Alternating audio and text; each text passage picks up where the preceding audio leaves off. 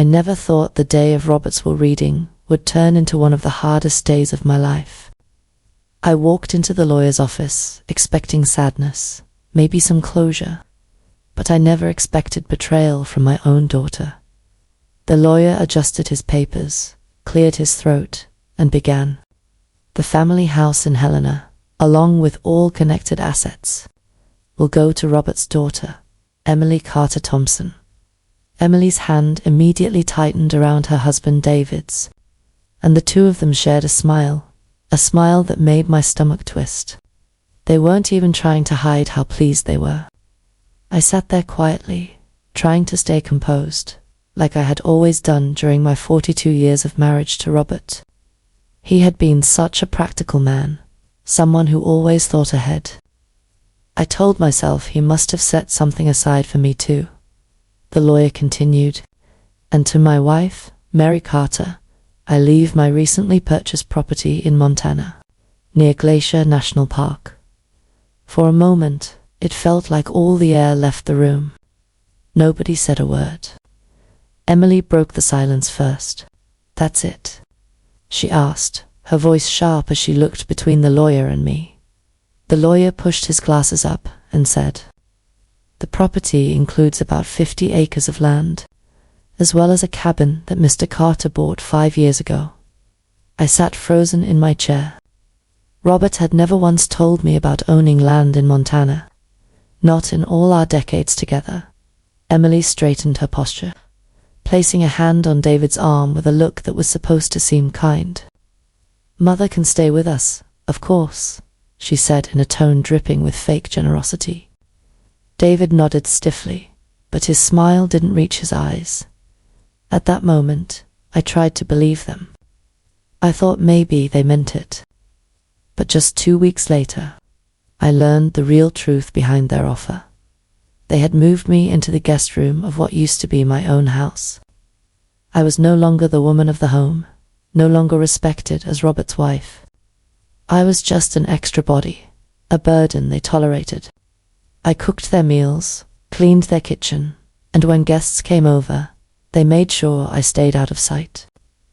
I was like an unwanted relative they were forced to drag along one evening. After one of their dinner parties, David cornered me in the kitchen.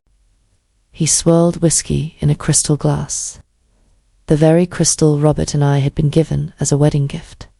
"This isn't working, Mary," he said coldly.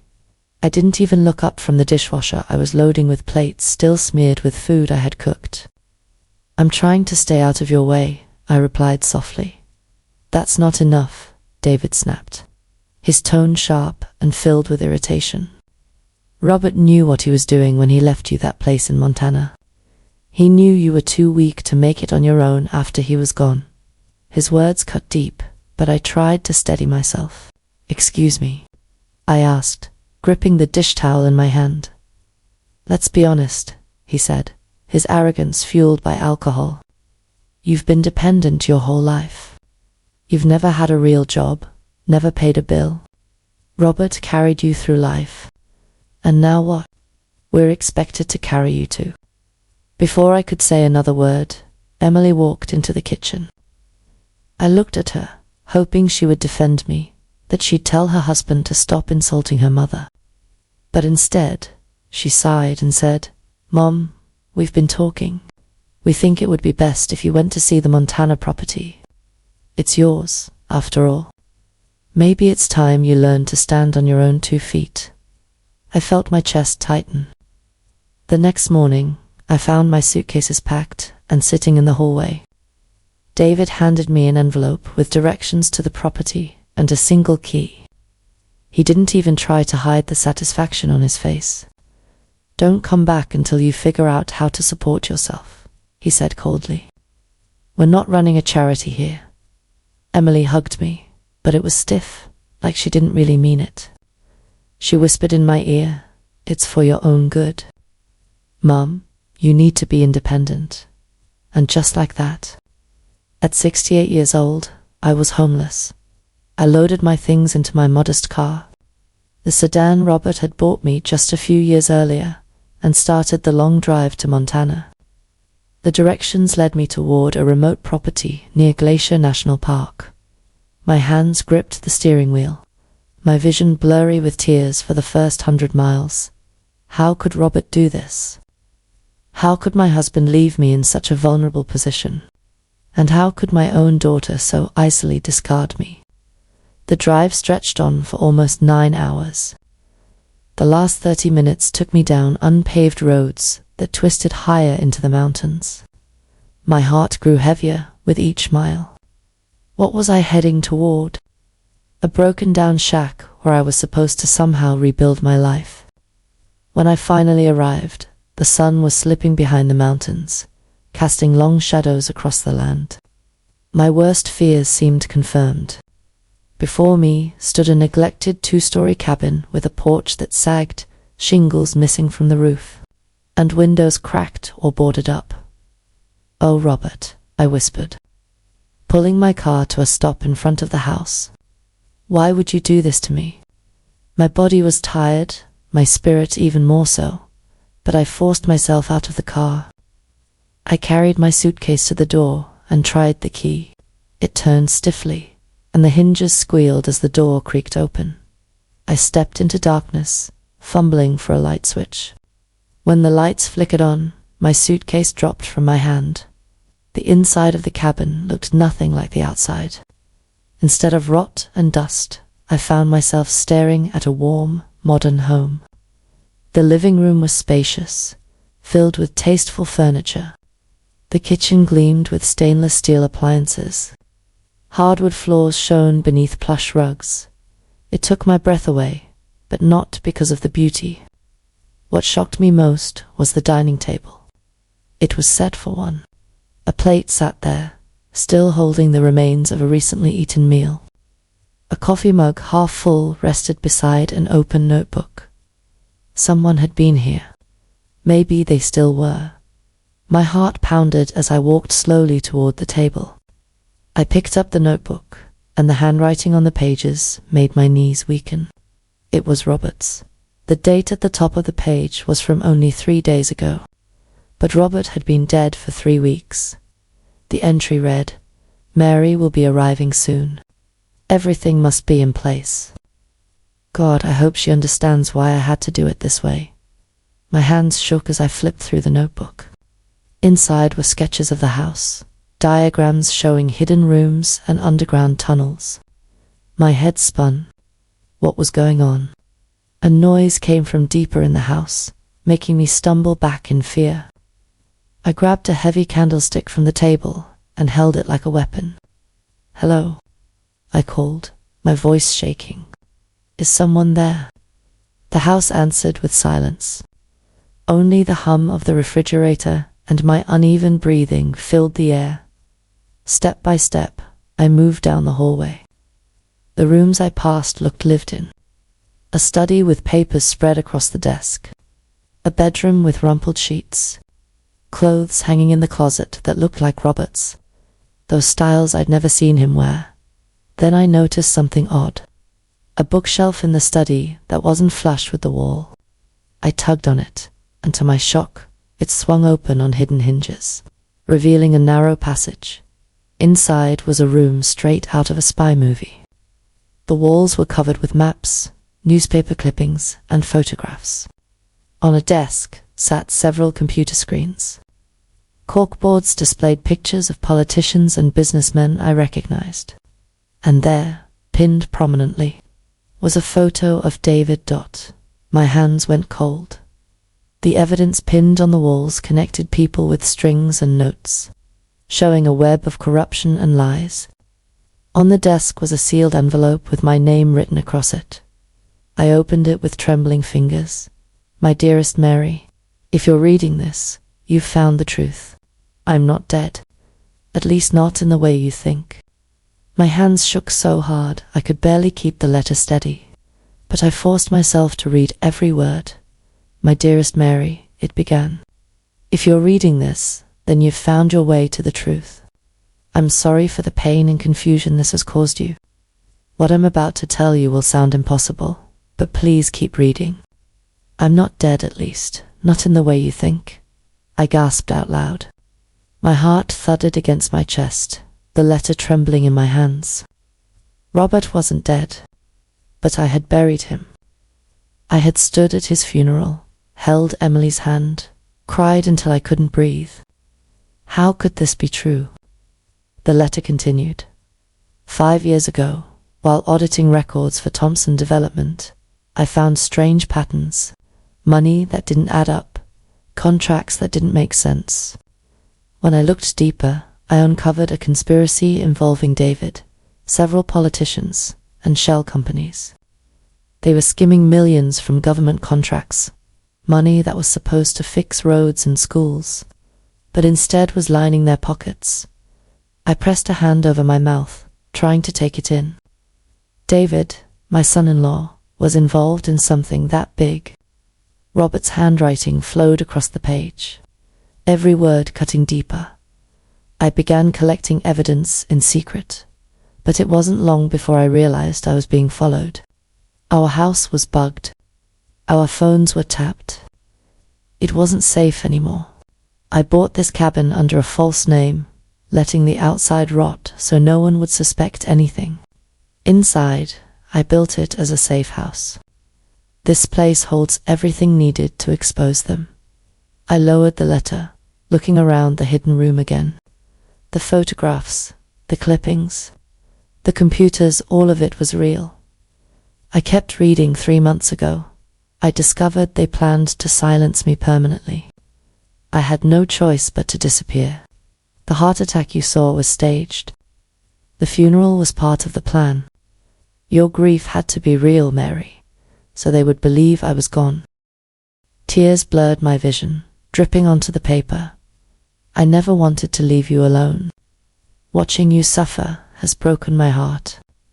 But I knew Emily and David would eventually push you out. They've both been involved in this for years. Yes, Mary, our daughter, is part of it too. She chose money over morality long ago. That's why I left you this place in my will. I knew they wouldn't let you stay in Helena. Sooner or later, you would end up here, right where you were meant to be. And once here, you would find the truth. I dropped the letter onto the desk, my whole body trembling. My daughter, my sweet Emily, involved in this. My throat tightened as the reality sank in. Robert wasn't just warning me about David, he was warning me about Emily too. I picked up the letter again, forcing myself to finish it. This house contains all the evidence needed to bring them down, but it also makes you a target. They'll come looking for you. That's why I built secret tunnels, defenses, and escape routes. You have 2 choices. 1. Take this evidence to Agent Marcus Wilson in Kalispell. His number is in the desk drawer. He can protect you and finish what I started. Or 2. Use the cash and new identity I left in the safe behind the painting in the master bedroom. Disappear and start over somewhere far away. Either way, don't trust Emily. Don't go back to Helena. It isn't safe. I'll try to reveal myself to you soon, once I know it's safe for both of us. Until then, remember, you're stronger than you think. Much stronger than even you realize. With all my love, Robert. When I finished, my legs gave out and I sank into the desk chair. The room spun around me. Robert, alive. Emily betraying me. Everything I thought I knew about my life was shattering like glass. I sat there in shock, my hands clutching the letter, when the crunch of tires on gravel snapped me back to reality. My head shot up. Through the blinds I saw headlights cutting through the darkness. 2 black SUVs pulled up in front of the cabin. Men in dark clothing got out, moving quickly and with purpose. Panic raced through me. They were here. David's words echoed in my head. Don't come back until you figure out how to support yourself. Of course, they never expected me to stay here. They thought I'd see the broken down outside of the cabin, panic, and leave. But I hadn't left. I had gone inside. I had discovered their secret, And now they had come to make sure. I didn't live to tell anyone. My heart pounded as I closed the hidden room. I grabbed the contents of the safe Robert had mentioned. Cash, passports, thumb drives, even a handgun. I shoved them into a backpack hanging on the wall. My hands shook, but I forced myself to move quickly.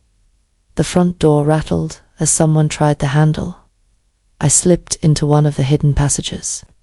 Robert had mapped out, closing it behind me just as the sound of breaking glass echoed through the cabin. They were inside. The passage was narrow, lit only by dim emergency lights on the floor. I crouched and hurried forward, my breaths ragged. Above me, I could hear footsteps, voices. "She has to be here," one man growled. "Her car's outside. Find her. The boss wants this done tonight." The boss, David, or maybe someone, even higher in the conspiracy. The passage led me into a small underground room filled with surveillance equipment. Monitors showed different parts of the cabin.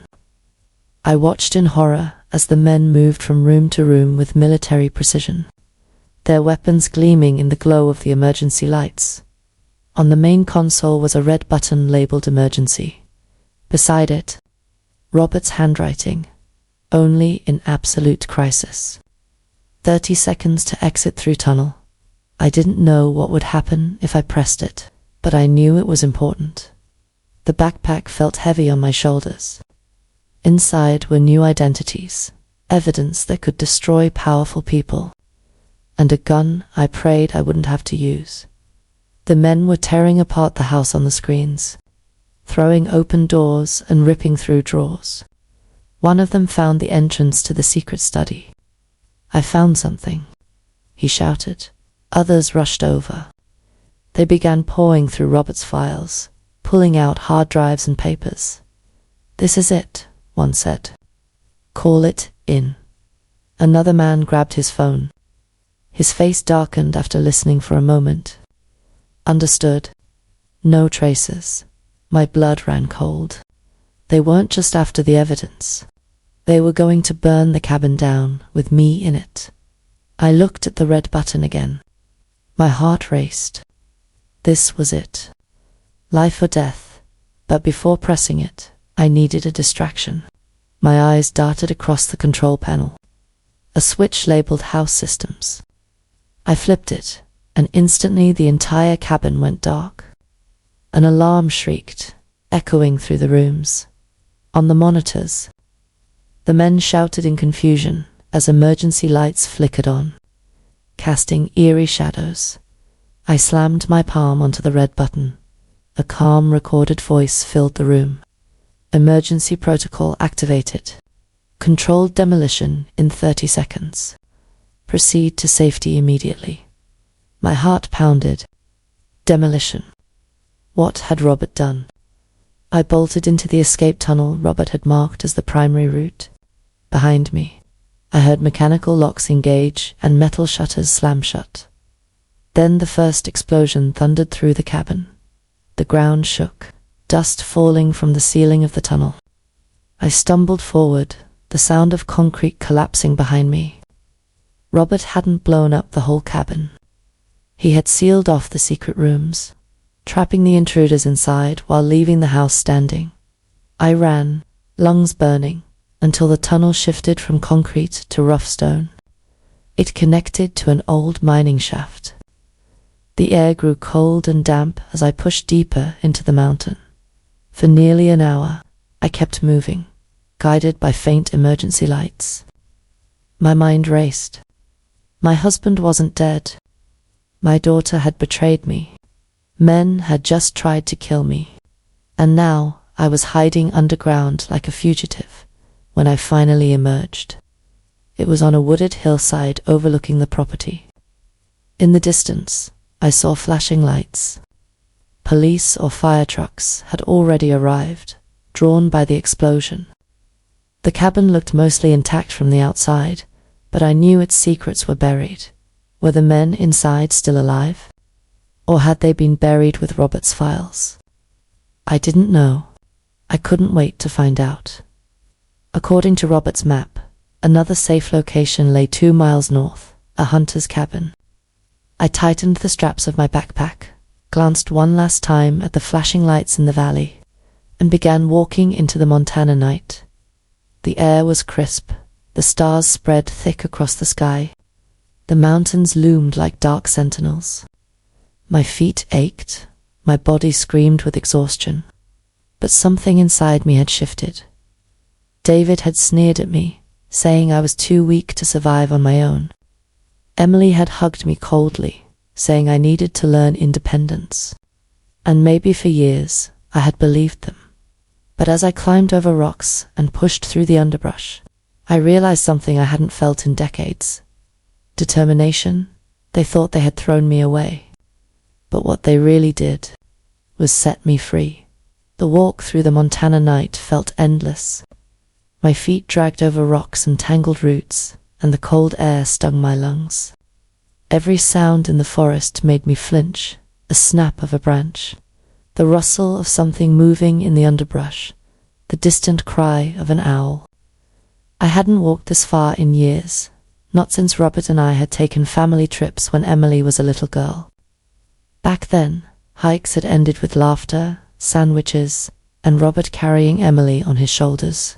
Now, each step carried me further away from the life I thought I knew.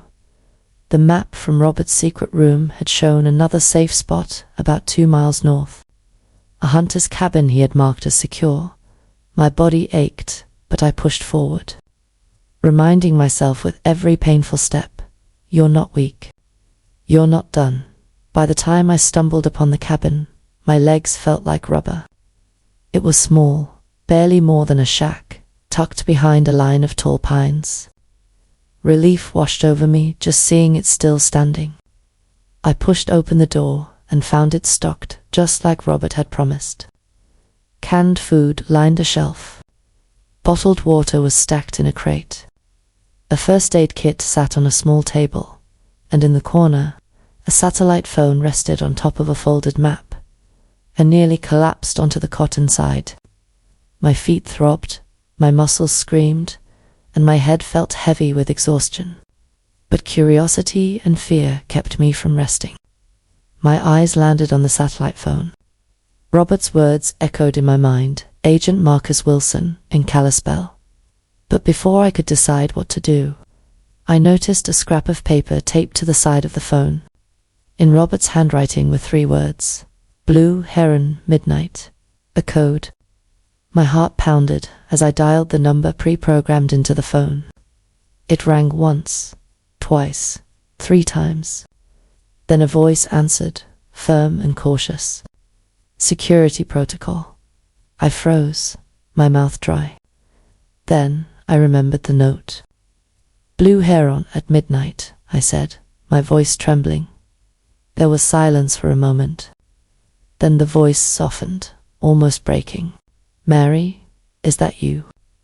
I clutched the phone tighter. My knees buckled, and I sank onto the cot. Robert, I whispered. Oh my God. A sound like a sob came through the line, muffled but unmistakable. Thank God you made it. Are you safe? Tears rolled down my face. Safe, Robert, I buried you. I stood at your funeral. I thought you were dead. I know, he said, his voice heavy with guilt. I'm so sorry, Mary. I never wanted you to go through that. But I had no choice. If they had known I was alive, they would have killed us both. I pressed the phone to my ear, my fingers trembling. Emily, she knew. There was a pause. She's been part of it from the start, Robert said quietly. David brought her in years ago. I wanted to believe she didn't know the full extent of what he was doing, but the evidence showed otherwise. She helped him cover things up. She's been making money off it too. I shook my head in disbelief, staring at the dusty floor of the cabin. Our daughter tried to kill me tonight, Robert. Do you understand that? She aimed a gun at me. His breath caught. I was afraid of that. They must have realized you found the house. Did you activate the emergency protocol? Yes, I whispered. The men are either trapped or... I don't know. But they'll come after me again. Then you can't stay there long, Robert said urgently. Listen to me, Mary. In the bedroom of that cabin, under the mattress, there's a satellite tracker. Turn it on. I'll send someone to get you within 6 hours. Stay hidden until then. I sat there, staring at the phone. A part of me wanted nothing more than to say yes, to let Robert's people come and rescue me. But another part of me burned with anger. I thought of David sneering at me, calling me weak. I thought of Emily's cold embrace, whispering that this was for my own good as she threw me out of my home. No, I said firmly. There was silence on the line. Mary, listen to me. You're in danger. This isn't the time to be stubborn. I need you safe. I'm not running, I said, my voice stronger than I expected. You gave me a name. Agent Marcus Wilson in I'm going to him. These people, including our daughter, tried to kill me. I want justice. Mary, no, Robert. My voice cracked, but I pushed through it. I've been treated like I'm helpless my whole life. Tonight proved I'm not. I survived, Robert. I made it here on my own. I'm not going to disappear into some new identity. I'm going to fight back. On the other end, Robert was quiet for a long time. Finally, his voice came soft, almost reverent. You always were stronger than I gave you credit for, he sighed. All right. If you're set on this, I'll make arrangements. But please, Mary, be careful. These people won't stop until they're destroyed. I know, I said, but neither will I. We ended the call. And I sat there in the silence of the cabin, the weight of everything pressing down on me. Robert was alive. Emily had betrayed me. David wanted me dead. My whole life had flipped upside down in just a few days. I crawled onto the cot, clutching the backpack of evidence like a lifeline, and closed my eyes. Sleep came fitfully, every sound in the forest pulling me awake again. But each time, I reminded myself, I wasn't the same woman who had cried as she left Helena. Something inside me had changed. At dawn, I woke to the soft light filtering through the window. My body ached, but my mind felt clear. I inventoried what I had. The backpack with passports, cash, and Robert's files. The handgun he had left me. A map that showed a settlement about 8 miles north, a cluster of homes and a general store. I knew I couldn't stay in the cabin. The men from last night would regroup, and when they realized I wasn't buried under the rubble, they'd come looking. I needed transportation. I needed to get to Kalispell. I packed quickly, making sure to leave no trace behind. Pulling my jacket tight against the chill, I slipped out of the cabin and into the forest. The hike was grueling. My city legs weren't used to steep bridges and rocky paths, but I kept going. I used the creek beds for cover and avoided ridgelines where I'd be exposed. Hours passed. My mind wandered as I walked, drifting back to happier times. Trips to Yellowstone with Emily, Robert's laugh echoing off canyon walls, Emily's tiny hand gripping mine as we crossed a trail. How had that little girl grown into someone who pointed a gun at me? By midday, I reached a dirt road that curved around a reservoir. My heart leaped when I saw buildings in the distance, the small settlement Robert's map had promised. I straightened my clothes as best I could and brushed dirt from my face. I needed to look normal, not like a woman on the run. A simple story formed in my head. A tourist whose car had broken down, separated from her group, needing a ride. Simple, believable.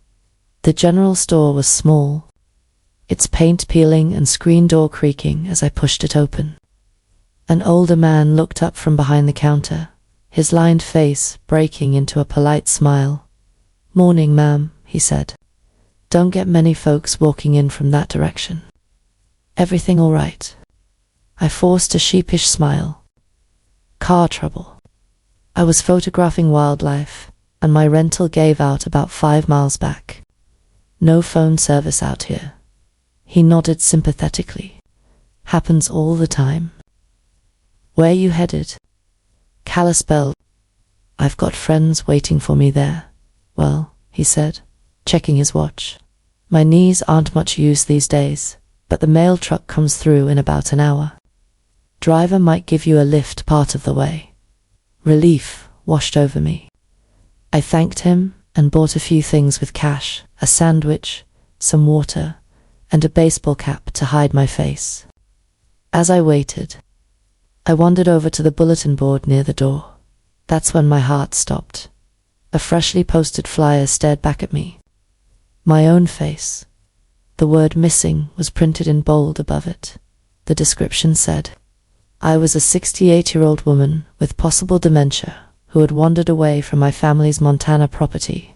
It listed David as the contact, claiming he was deeply worried for his mother-in-law's safety. The store owner noticed me looking. That just came in this morning, he said casually. Some fella in a fancy SUV dropped off a stack of them.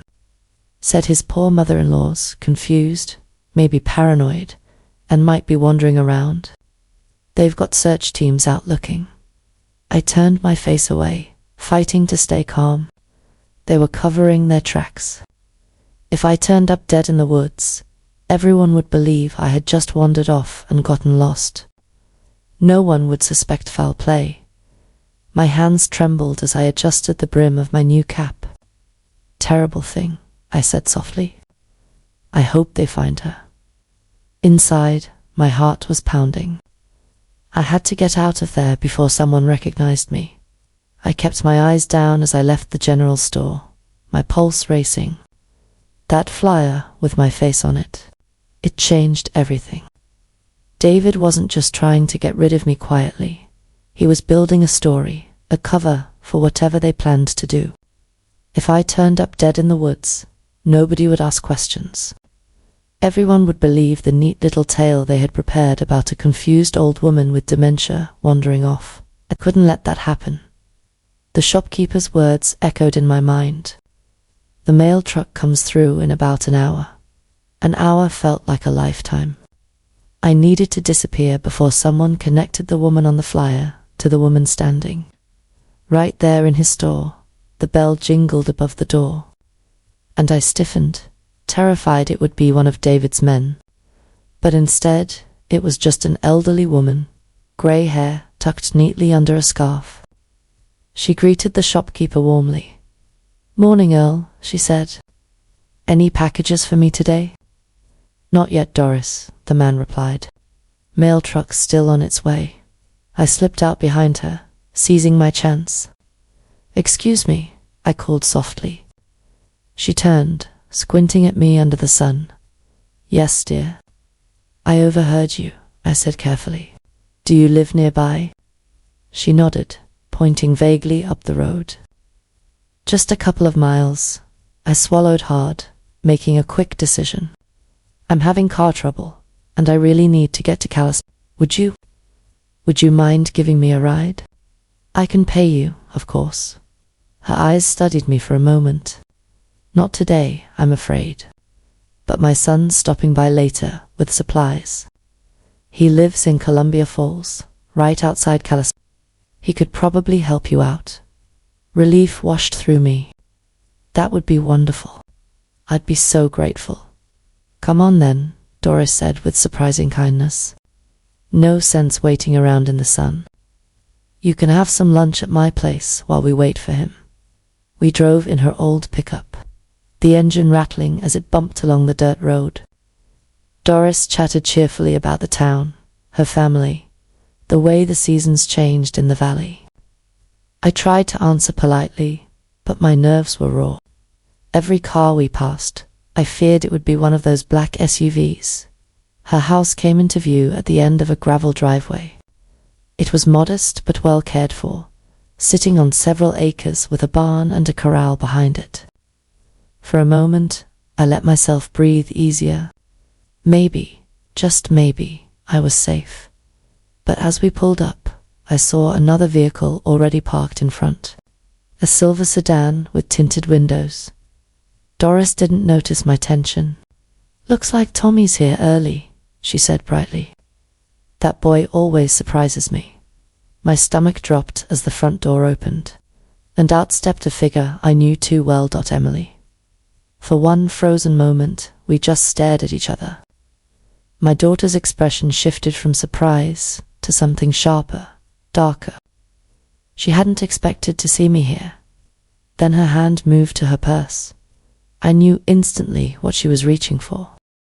"Doris, get down," I shouted, shoving the older woman aside as Emily pulled a pistol from her bag. The first shot splintered the porch railing. I dragged Doris behind the truck for cover, my heart pounding so loudly I could barely hear anything else. "What, in God's name?" Doris gasped, her voice trembling. "That's my daughter," I panted. The words tasted bitter in my mouth. "And she's trying to kill me." The rumble of engines in the distance made my blood run cold. Reinforcements. More of them were coming. Doris stared at me. "Your daughter," she repeated, disbelief coloring her voice. "Why on earth would your daughter? It's complicated." I cut her off, my mind racing. "But right now we need to get out of here. Is there another way off this property?" Her shock hardened into something steadier. She nodded quickly. "The barn connects to the back pasture. There's an old access road the ranch hands use. My husband's Jeep is in there too. Still runs, though it hasn't been used in months." A voice rang out across the yard, sweet and calm, but chilling in its fakery. "Mum." Emily called. "Mum, is that you? Thank God we found you. Everyone's been so worried about you." If Doris hadn't just seen her fire a gun at us, she might have believed the performance. It was that convincing. "Don't listen to her," I whispered urgently. "We need to move. When I say go, run for the barn." The rumble of engines grew louder. Through a gap under the truck, I saw two black SUVs turning onto the long driveway. "Now," I yelled. Doris and I sprinted toward the barn, bullets kicking up dirt behind us. Doris surprised me with her speed, moving quickly despite her age. We ducked into the barn and slammed the door shut behind us. Inside, the air was thick with hay and dust. Chickens squawked as they scattered into the shadows. Doris pointed toward the corner. There, under the tarp, Harold's Jeep. I yanked the tarp away to reveal a dusty old Jeep Wrangler. The keys were in Doris's shaking hand. I grabbed them and slid behind the wheel. The engine sputtered, coughed, then roared to life. Relief nearly made me weep. Doris shoved a heavy wooden beam across the barn doors as shouts echoed from outside. Then she climbed into the passenger seat, her jaw set. "You should stay here," I told her quickly. "Tell them I forced you. They have no reason to hurt you." She fixed me with a fierce glare. "Young lady, I may not know what's going on, but I know wrong when I see it. Nobody shoots at people on my property and gets away with it." Besides, she reached under the seat and pulled out a weathered shotgun. "I know these back roads better than anyone." Before I could argue, the barn doors rattled as someone tried to force them open. I slammed the Jeep into gear and aimed for the rear doors. They burst open in a shower of splinters as we tore across the pasture, the Jeep fishtailing on the dirt in the rearview mirror. I caught sight of Emily rushing out of the barn, her face twisted in fury. Behind her, the black SUVs swerved, trying to cut us off. "Left at the creek bed?" Doris shouted, bracing herself against the dashboard. "These logging roads will lose them. Trust me." I followed her directions, gripping the wheel tight as we bounced over uneven ground. The Jeep groaned but held strong. The forest swallowed us. trees whipping past as we plunged deeper into a maze of unmarked logging roads. My heart raced, but for the first time that night, I felt something besides fear. Determination. We were running, yes, but not from weakness. We were running toward something. Toward survival, toward justice. Toward the end of the lies that had nearly destroyed me. After several miles, Doris finally let out a breath. "They'll never find us on these roads," she said. Then she looked at me, her shotgun resting across her knees. "Now, I think you owe me an explanation. Why is your own daughter trying to kill you?" The jeep bounced violently over the rough path, but Doris's steady hand on the dash kept me focused. Her words echoed in my ears. "Why is your own daughter trying to kill you?" I gripped the steering wheel tighter, the forest whipping past us in green and brown streaks. For a long moment, I couldn't answer. Saying it out loud would make it real, and I wasn't sure I was ready for that. But Doris had risked her life for me without hesitation. She deserved the truth. My husband, Robert. "He's alive," I said finally, my voice low and shaky. Doris blinked, stunned, but she didn't interrupt. "He faked his death," I continued. "He uncovered something, a conspiracy involving my son-in-law, David, and my daughter, Emily. They've been stealing millions through fake government contracts, and Robert collected evidence. When they realized he was onto them, he staged his death to disappear." Doris's eyes widened, but she stayed silent, letting me spill the words I had been choking back for days. "He left me a property in Montana, set up like a safe house. That's where I found his notes, his files, his proof. He warned me not to trust Emily or David. And tonight, he was right." Emily pointed a gun at me. "Doris, my own child." The jeep rattled over a ditch, but Doris didn't flinch. She studied me with eyes sharp and clear, like she had seen her share of hard truths in life. "Finally," she said, "sometimes blood doesn't mean loyalty. I've seen families torn apart over land, over cattle, over nothing more than pride. Money and power. That'll turn anyone into a stranger." Her words hit me harder than I expected. I had always believed love was enough. Love between me and Robert. Love between me and Emily. But now I realized Doris was right. Love hadn't stopped Emily from betraying me. We rode in silence for a few minutes, the jeep grinding along the hidden path. Then Doris asked, "So what now?" "You can't just keep running forever." "I need to get to Kalispell," I said, my voice firm. "Robert told me to find a man there, Agent Marcus Wilson. He's the only one who can take this evidence and bring them down." Doris nodded slowly. "That's a long drive from here. Too long to risk with those people hunting you." "But there are ways." "What ways?" I asked quickly. "There's a logging camp about 20 miles north," Doris explained. "My nephew works there. They haul timber down to Kalispell every week. If we can get you there, you can ride with him. Nobody checks those trucks too closely." It wasn't perfect, but it was a plan. "Let's do it," I said. The jeep roared forward, Doris directing me through the maze of back roads. As we drove, my mind spun with everything that had happened. Robert alive. Emily's betrayal. The men who had tried to kill me. And now, this stranger, Doris, who had chosen to stand beside me without hesitation. When the road smoothed briefly, Doris leaned back, watching me. "You know," she said softly, "you're handling this better than most would. Folks your age dropped into something like this. They'd fold. But you've got grit." Her words made my throat tighten. All my life, I'd been told I was fragile, that I needed taking care of. Robert had meant well, I think, always shielding me from the harsh parts of life. Emily had taken that further, treating me like I was incapable of making decisions at all. And David? Well, he had seen me as nothing more than dead weight. But here I was, bruised, tired, hunted, and still alive. I don't feel strong, I admitted. I feel like I'm barely holding it together. That's what strength is, Doris said firmly. It's not about never breaking. It's about keeping on even when you're cracked all over. Her words settled deep in me, like stones dropping into water. Hours later, as dusk began to fall, we finally reached a clearing where a cluster of cabins and machinery stood. The logging camp.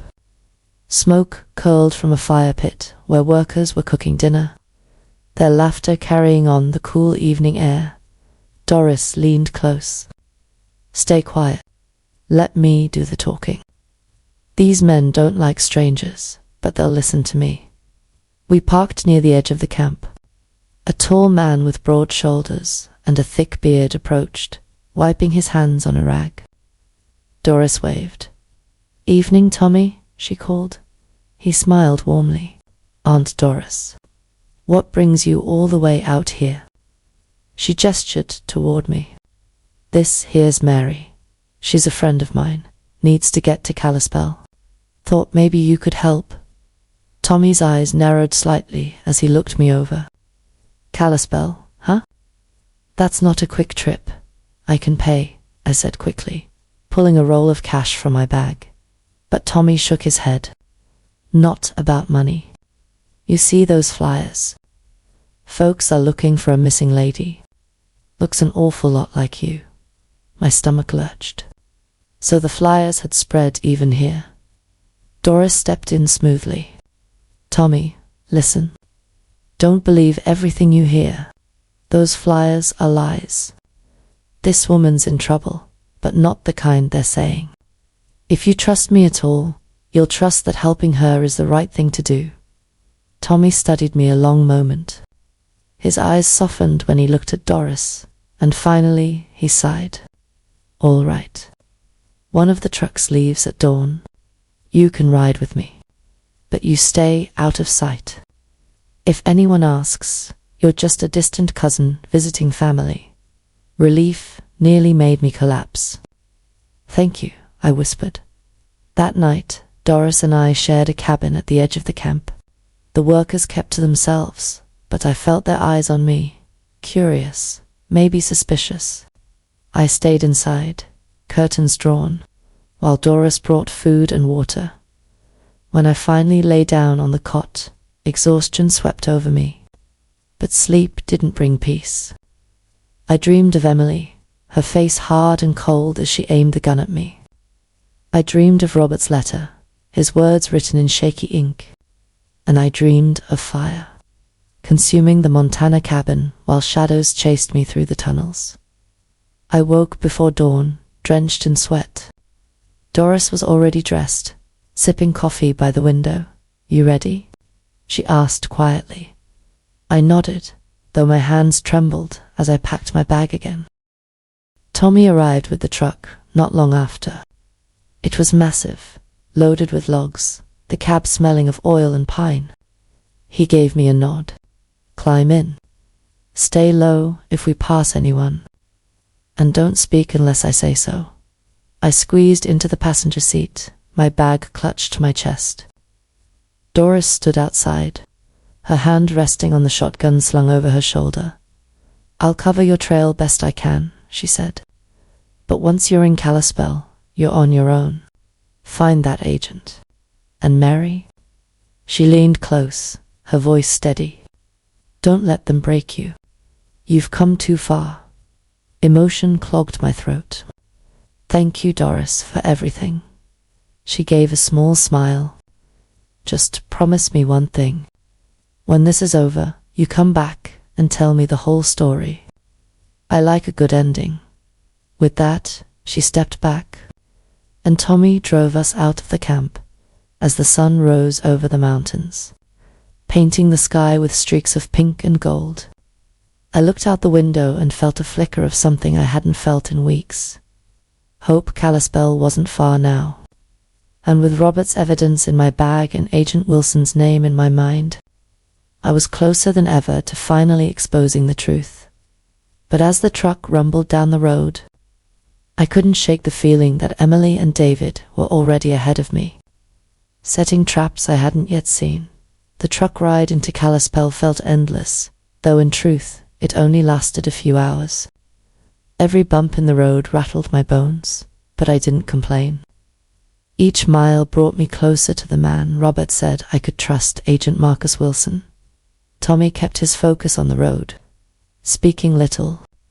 Once in a while, he'd glance at me, checking that I was staying low whenever we passed other vehicles. Twice, he pointed out flyers stapled to utility poles. My face stared back at me each time, beneath that word missing. "They're spreading fast," he muttered. "If folks weren't looking for you before, they will now." I pulled my cap lower, hiding my face. "I just need to reach one man. After that, it won't matter." When we finally rolled into Kalispell, my nerves were stretched thin. The town was bigger than the quiet settlements we'd passed, with busy streets, diners, and storefronts. It should have felt like relief, being among people again. Instead, it made me feel exposed. Anyone could spot me. Anyone could make a call. Tommy pulled the truck into a side lot near a diner. He leaned across the seat. "This is as far as I can take you. From here, you're on your own." I squeezed his arm. "Thank you, Tommy. You don't know what this means." He gave me a faint smile. "Just be careful. People like your daughter's husband don't play fair." I climbed down from the truck, slinging my bag over my shoulder. The sun was high now, the streets alive with movement. I ducked into an alley, pulling out the scrap of paper Robert had left me. On it, in his handwriting, was the name and number, Agent Marcus Wilson. I found a payphone, one of the few still standing, and dialed the number with trembling fingers. The line rang once before a calm male voice answered. "This is Wilson." I swallowed hard. "Agent Wilson. My name is Mary Carter. My husband, Robert Carter. He said I could trust you." There was silence on the line, then a sharp intake of breath. "Where are you?" "Kalispell," I whispered. "I have his files. The evidence. I need your help." "Stay exactly where you are," he said quickly. "Do not talk to anyone. I'll be there in 10 minutes. True to his word, a car pulled up not long after. A tall man in his 40s stepped out, his hair neat, his suit a little too crisp for a Montana afternoon. He scanned the street before walking directly to me. "Double quotes, Mrs. Carter?" he asked. I nodded, clutching my bag tighter. "I'm Marcus Wilson," he said, showing me a badge. His voice was steady, professional. "You're safe now. Let's get you somewhere private." Something inside me wanted to collapse with relief. I followed him into his car, sliding into the back seat. He drove smoothly, keeping to side streets. "You have Robert's files?" he asked, glancing at me in the rearview mirror. "Yes," I said, unzipping my bag just enough to show the stack of documents and thumb drives. Everything he collected. Wilson's jaw tightened. "Good, that's exactly what we need to put this whole operation to bed." I let out a shaky breath. "Robert said you could protect me." "You have my word," he said firmly. We drove out of town, heading toward the quieter outskirts. My tension slowly eased as the city faded behind us. For the first time since this nightmare began, I felt like maybe I wasn't completely alone. But then I noticed something that made my stomach clench. The route he was taking. It was wrong. Robert's notes had mentioned Wilson's office being near the federal building downtown. But we were heading the opposite direction, out toward the woods again. "Where are we going?" I asked carefully. Wilson didn't answer right away.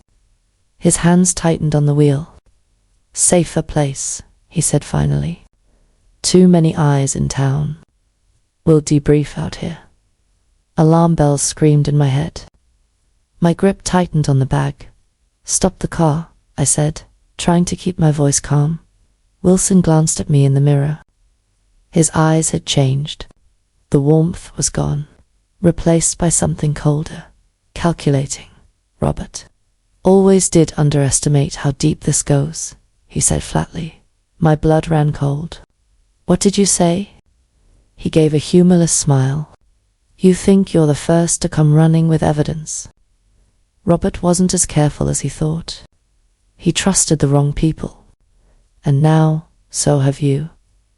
Panic surged through me. He wasn't a savior. He was part of it. I fumbled for the door handle, yanking it open as the car slowed near a curve. Wilson cursed and reached across the seat, grabbing for my arm. I twisted, slamming my bag into his face, and tumbled out of the moving car. Gravel tore at my hands and knees as I hit the ground, but adrenaline kept me moving. I scrambled to my feet and bolted into the trees lining the road. "Mary," Wilson shouted behind me. "You can't run forever." Branches whipped at my face as I ran blindly through the forest. My lungs burned, my legs screamed, but I didn't stop. I could hear him crashing through the brush behind me, closer than I wanted to believe. I tripped over a root and went sprawling, the bag nearly slipping from my grasp. My hand brushed something cold and hard, the gun Robert had packed. I pulled it free, my hands shaking so badly I could barely keep hold of it. Wilson's footsteps pounded closer. "Don't make this harder, Mary," he called. His voice was calm again, coaxing, like a man trying to soothe a frightened animal. "You're out of your depth. Hand it over, and this all ends." I crouched behind a fallen log, forcing myself to steady my breathing. My mind flashed to Robert's letter. "You're stronger than you think." Wilson stepped into view, scanning the trees. "Last chance, Mary. Give me the evidence." My hands trembled, but I raised the gun, aiming it at him. "Stay back." For the first time, his calm cracked. His eyes narrowed, his voice sharp. "You don't have it in you." Maybe he was right. I had never fired a gun in my life. But at that moment, with everything I had lost and everything I still had to fight for, I knew one thing for sure. I wasn't going to let them win. I squeezed the trigger. The shot rang out, echoing through the forest. Wilson dove behind a tree, swearing loudly. I didn't wait to see if I had hit him. I grabbed my bag and ran, heart hammering in my chest. I didn't stop until my legs gave out, miles from the road. I collapsed against a boulder, gasping for breath.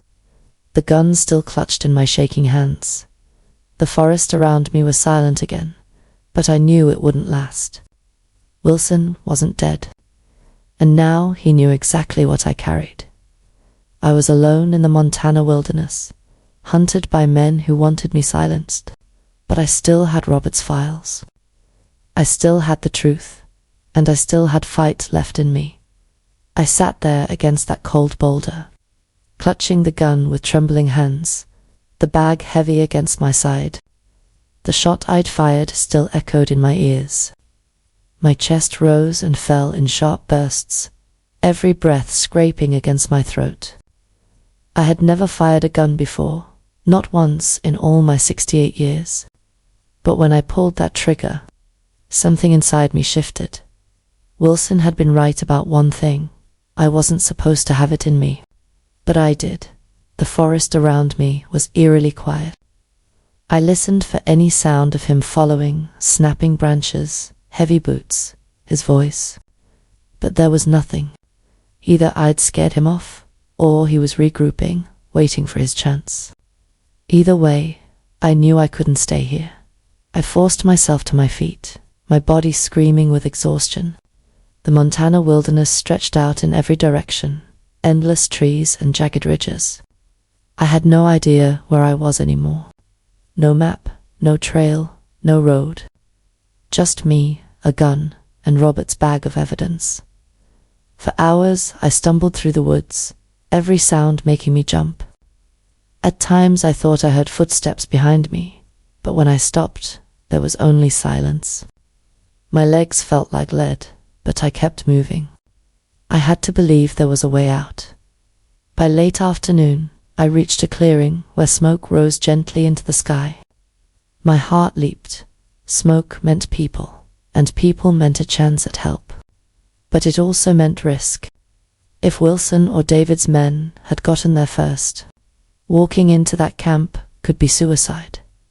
I crept closer, crouching low, and finally saw it, a cluster of tents, a fire pit, and half a dozen figures in worn clothes, cooking over the flames. They weren't armed guards or slick men in suits. They looked like hikers, maybe survivalists, ordinary people. I hesitated, my body torn between fear and hope. Then one of them, a young man with shaggy hair, spotted me at the tree line. He raised his hand slowly. "Hey," he called. "It's okay. We're not gonna hurt you." I tightened my grip on the gun. "Stay back," I warned, my voice shaking. Another figure, an older woman with kind eyes, stepped forward. "You look half dead on your feet," she said gently. "Please, come sit by the fire. Have some water. Nobody here is gonna hurt you." Something in her tone broke through my fear. Against every instinct screaming at me, I stepped forward. They welcomed me like a lost traveler, offering food and a blanket. My hands shook as I drank water, the cold liquid burning down my throat. "My name's Leah," the older woman said. Here's my son Adam, and the others are part of our group. We come out here every year, live off the land a while. Helps us reset, you know?" I nodded weakly, still gripping the bag. I don't know how to thank you." "You don't need to," Leah said simply. "Looks like you've had a rough time." That was an understatement. As night fell and the others drifted to their tents, Leah sat beside me by the fire. Her eyes studied me carefully. "You're running from something," she said quietly. I froze. "Why do you say that?" "Because I've seen that look before," she replied. "My husband was a cop. Folks on the run, you can spot him a mile away. You're scared, but you're also fighting. Whoever's after you, they haven't beaten you yet." Her words cut through me. For a moment, I wanted to tell her everything, about Robert, about Emily, about the files in my bag. But I hesitated. If I trusted the wrong person again, like I had with Wilson, it could be the end of me. Still, something about Leah felt different, genuine, solid. "They're powerful," I said finally, my voice barely a whisper. "Too powerful for one person to stop. But I have proof of everything." Leah didn't press for details. She just nodded. "Then you need to protect that proof with your life. And you need allies who aren't afraid to stand up to power." Her words stayed with me as I lay awake in the tent they lent me. Allies. For so long, I had been alone in this fight. But maybe I didn't have to be. The next morning, Leah gave me a ride in their old van when they broke camp. She and Adam drove me toward a small town on the edge of the valley. From there, she said, I could catch a bus. Maybe find a safer path to wherever I needed to go. But as we pulled into town, my stomach dropped. More flyers. Plastered on shop windows, pinned to bulletin boards, taped to lampposts. My face, again and again. And this time, the word missing had been replaced with something worse. Wanted for questioning. The description painted me as unstable, possibly dangerous, armed, and mentally unwell. A number to call David's. They've changed the story, I whispered, my hands shaking. Now I'm not just missing. I'm dangerous. Leah cursed under her breath. They're tightening the net. Whoever they are, they've got law enforcement in their pocket. I felt sick. If the police were part of this, Then there was no one left to turn to. No one except Robert. That night, holed up in a cheap motel Leia helped me pay for, I used the satellite phone again. My fingers trembled as I dialed the code Robert had given me. He answered almost immediately. Mary. His voice was strained, rushed. It's me, I whispered. Robert, I went to Wilson. He's not who you thought. He's part of it. I heard him curse softly. I was afraid of that. Their reach goes deeper than I knew. You can't trust anyone official. Not now. My throat tightened. Then what do we do? They're turning the whole world against me. Soon I won't be able to show my face anywhere. There was silence, then Robert's voice hardened. Then we stop running. We take the fight to them. My heart pounded. Robert, I don't know if I can. Yes, you can, he said firmly. You've already done more than I ever imagined. You've survived, you've fought, and you've kept the evidence safe. Now we use it. Tomorrow night, meet me at the old train depot outside Whitefish. It's abandoned. I'll be waiting. I pressed the phone to my ear, tears welling in my eyes. Robert, after everything, I just need to see you. You will, he promised softly. But Mary, listen to me. Once we do this, there's no going back. They'll come at us with everything they've got. I don't care, I whispered. I just want this over. We ended the call, and I sat in the dim motel room. The hum of the neon sign outside flickering through the blinds. For the first time in weeks, I felt like I wasn't completely lost. Tomorrow, I would see Robert again. Tomorrow, we would face this together. But as I lay down on the thin mattress, a thought gnawed at the back of my mind. Emily knew me better than anyone. She knew my weaknesses, my habits, my fears. If Robert could guess where I'd run, then so could she.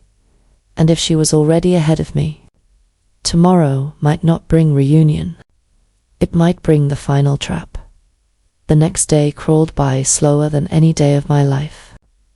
Every minute felt heavy, like I was walking underwater.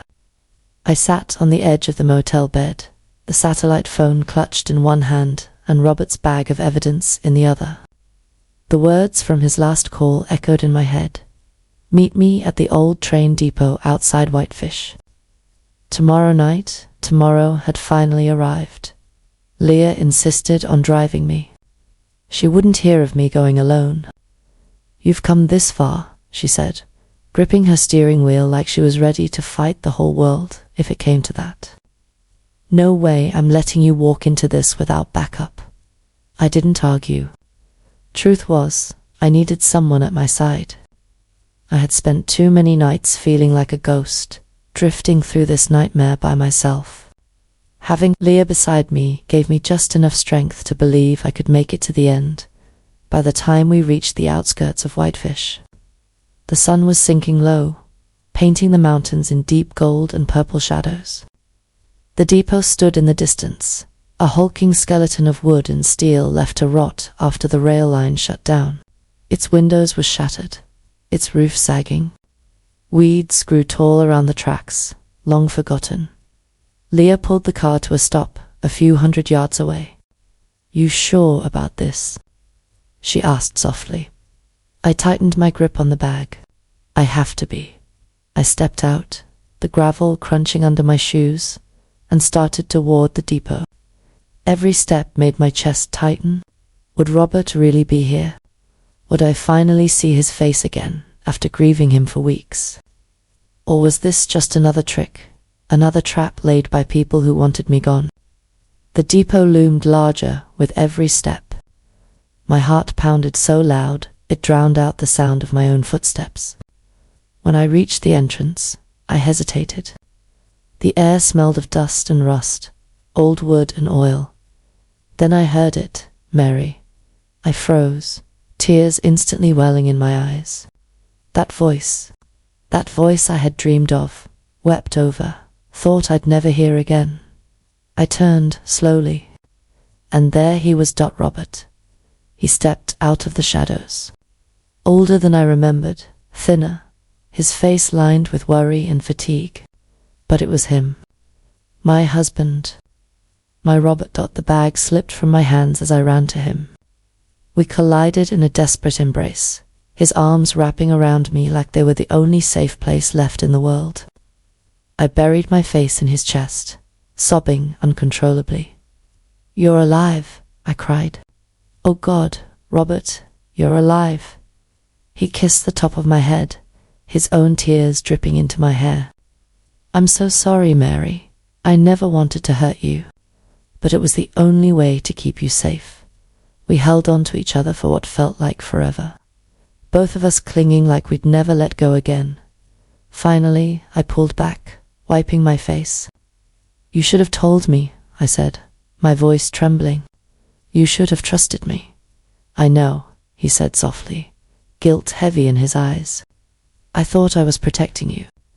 But I see now. You've been protecting yourself this whole time. You're stronger than I ever gave you credit for." I shook my head, still overwhelmed. "Robert, it's not just David anymore. Emily, she's part of it. She tried to kill me." His face darkened, his jaw tightening. "I know. I wanted to believe she wasn't involved, but the evidence doesn't lie. She made her choice." My stomach twisted at the words. Hearing it confirmed, even from him, didn't make it hurt any less. Before I could respond, the sound of tires crunching gravel made my blood run cold. Headlights sliced through the darkness, growing closer. Robert's head snapped toward the sound. "They found us," he hissed. Panic surged through me. But how? He grabbed the bag, slinging it over his shoulder. "Doesn't matter. We have to move." But before we could, voices echoed through the depot. "Mum. Dad." The word Mom hit me like a knife. Emily stepped into the building, her pistol gleaming under the faint light. Behind her came David, his smirk cruel and confident. And with them, several armed men fanned out. Blocking every exit, Robert pushed me behind him instinctively, but Emily's voice rang out, mocking. "Really, Dad? All this work, all these years of hiding, and this is how you end it? Meeting Mom in some broken-down train station? Touching, really." My throat closed. "Emily, please," I begged, stepping forward. "You don't have to do this. We're your parents. We love you." Her eyes flickered, just for a moment, like she almost faltered.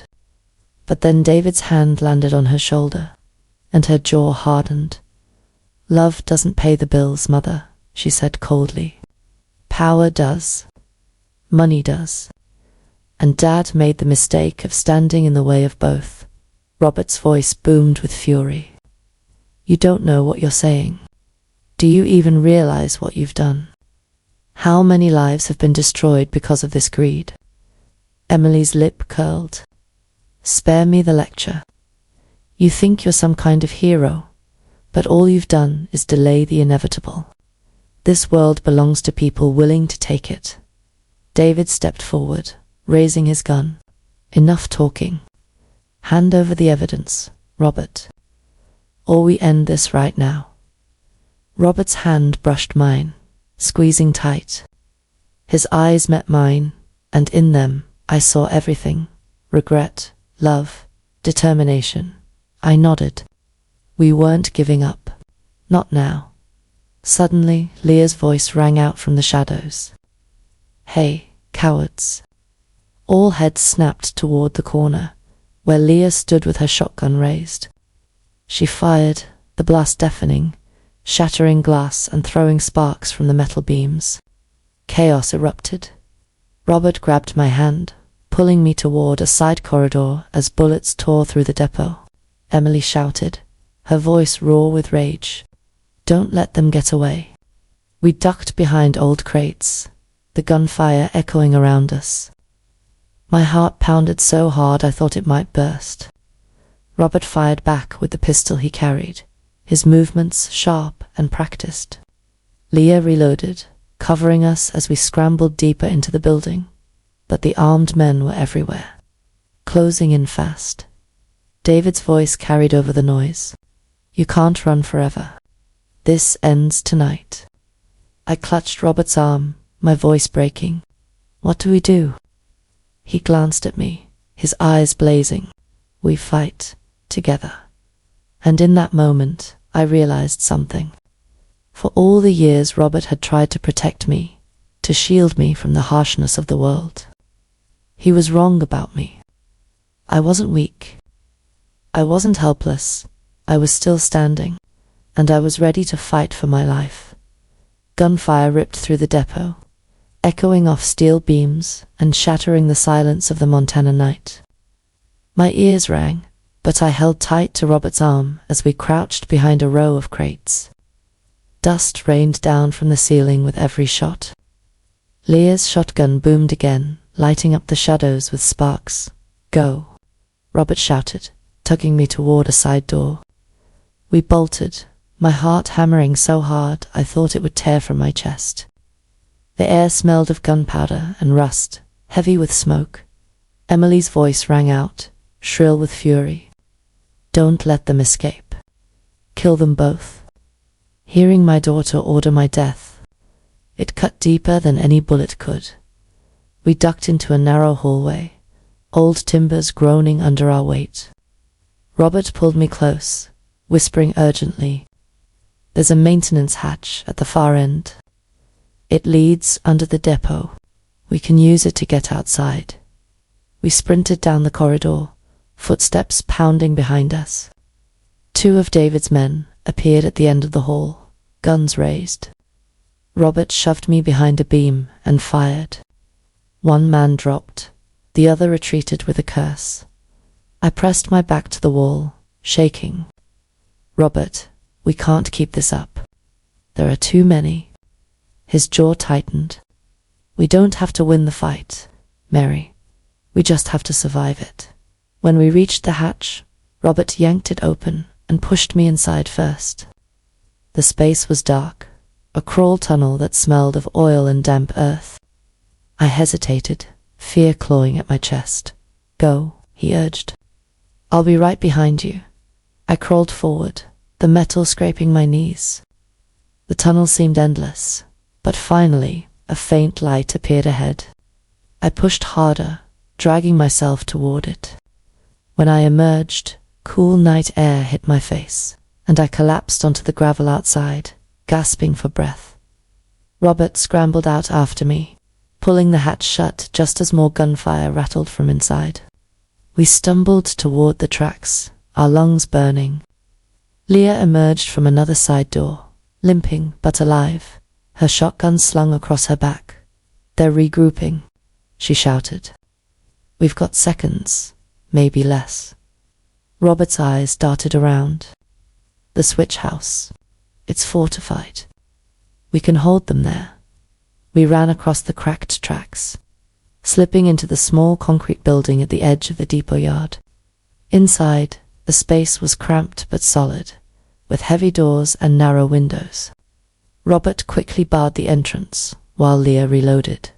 I pressed against the wall, clutching the gun Robert had given me.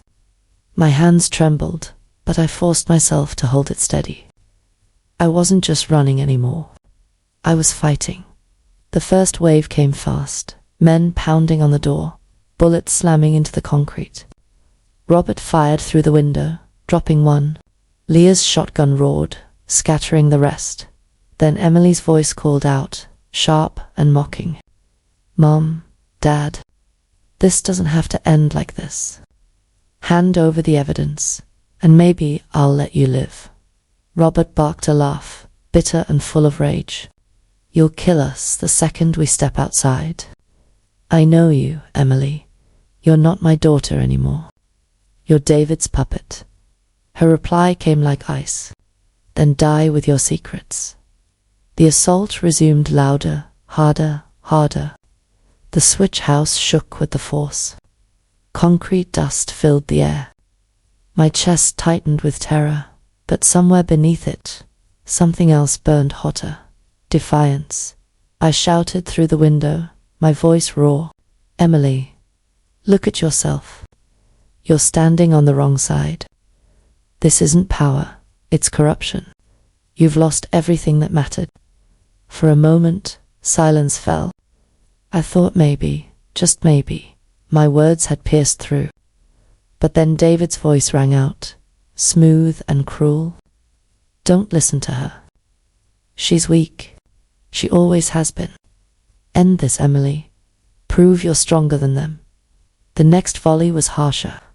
Bullets tearing chunks from the walls. Robert ducked beside me, sweat streaking his face. We can't hold forever. There's dynamite stored in the shed out back. Old railway stock. If we can get to it, we can blow the tracks, trap them here. Leah cursed. That's suicide. You'll be caught in it too. But Robert's eyes locked on mine. It's our only chance. If they take the evidence, everything's lost. I swallowed hard, my throat tight. Then we do it together. He squeezed my hand, pride and sorrow flickering in his eyes. Leah moved to cover us. Go, I'll buy you time. Robert and I slipped out the back, crouching low as bullets cracked around us. The shed wasn't far, but it felt like miles. We stumbled inside, the smell of oil and explosives choking the air. Wooden crates lined the walls, stamped with faded warning labels. Robert pried one open, revealing sticks of dynamite bundled in wax paper. He worked quickly, rigging a crude charge with wire and an old timer. I stood guard at the door, my heart in my throat. Through the cracks, I saw Emily striding across the yard, her pistol raised, her face twisted with fury. Dad, she screamed. Come out and face me. Robert finished the charge, sweat dripping down his temple. This will bring the whole yard down. Once it's set, we run. Ready. I nodded, my hands trembling around the gun. Ready. We burst from the shed, sprinting back toward the tracks. Emily saw us immediately. Mum, she shouted. Stop, please. I faltered, just for a second. Her voice, it sounded almost like the little girl I once knew. But then David appeared behind her, smirking as he raised his weapon. End this. He barked. Robert fired first, his shot grazing David's arm. David cursed, stumbling. Emily fired back wildly, her bullet striking the gravel near my feet. We dove behind an old train car, Robert setting the timer on the dynamite. The seconds ticked down, a faint red light blinking. Run. Robert yelled. We sprinted for the tree line, Leah covering us from the switch house. Bullets tore the air around us. My lungs burned, my legs screamed, but I didn't stop. Behind us, Emily shouted, her voice breaking. Mum, don't leave me. For one agonizing moment, I wanted to turn back, to believe there was still something left of my daughter in that cold, hardened shell. But then I saw David grab her arm, dragging her toward cover, and I knew. She had made her choice. The explosion ripped through the night. The ground shook violently as fire and smoke engulfed the depot. Wood splintered, steel screamed, and the tracks twisted like ribbons. The shockwave knocked me off my feet, but Robert pulled me up, his arm around my shoulders. When the smoke cleared, the depot was nothing but ruins. The SUVs, the gunmen, even Emily and David, swallowed by the inferno. Silence fell, broken only by the crackle of flames. I collapsed to my knees, tears streaming down my face. Emily, I whispered. My baby girl. Robert knelt beside me, his face etched with grief. She was gone long before tonight, Mary. We have to accept that. Leah limped over, her shotgun hanging loosely in her hand. It's over, she said softly. You did it. But as I looked at the smoldering wreckage, I wasn't sure if anything was really over. The evidence was still safe, but the cost was unbearable. We made it back to Kalispell days later, handing over Robert's files to journalists Robert trusted. The story exploded across the country. Corruption, stolen money, secret deals. David's name was everywhere. Emily's too. Their empire crumbled overnight, but victory felt hollow. At night, I lay awake, haunted by my daughter's face in the firelight, her voice calling out to me. Still, when Robert took my hand in his, I knew one thing for certain. We had survived. Against every odd, against betrayal and bullets and fire, we had survived. And maybe, just maybe, that was enough.